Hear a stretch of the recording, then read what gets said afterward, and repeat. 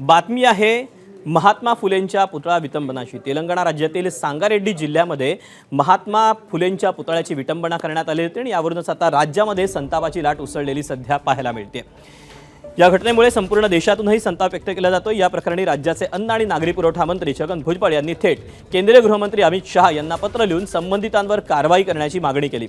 या घटनेतील आरोपींना कठोरातील कठोर शिक्षा द्यावी, तसंच महात्मा ज्योतिबा फुले यांचा नवा पुतळा इथे स्थापन करावा अशी मागणी छगन भुजबळांनी अमित शहांकडे केली।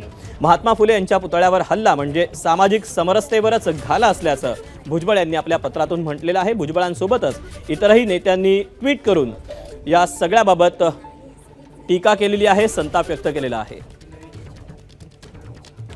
प्रकाश आंबेडकरांनी पुतळ्यासंदर्भात संघावर मोठा आरोप केलेला आहे।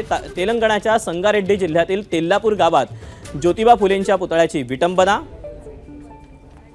आरएसएसनं पुतळ्याची विटंबना केल्याचा प्रयत्न केलाय असा थेट आरोप आंबेडकरांनी केलेला आहे। हा केवळ पुतळ्यावर हल्ला नसून दलित, आदिवासी आणि ओबीसींवरही हल्ला असल्याचं आंबेडकर म्हणतात। आरएसएसला फुलेंच्या विचारांचा तिरस्कार आहे, तर दलित, आदिवासी आणि ओबीसींचाही तिरस्कार आहे।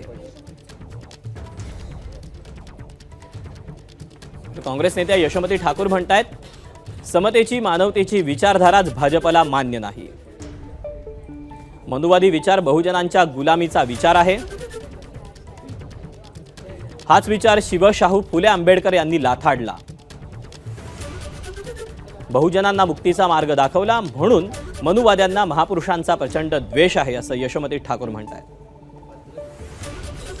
महात्मा फुलेंच्या पुतळ्याची विटंबना करणाऱ्या गुंडांवर कडक कारवाई व्हावी अशी मागणीही यशोमती ठाकूरांनी केली आहे। एबीपी माझा, उघडा डोळे बघा नीट।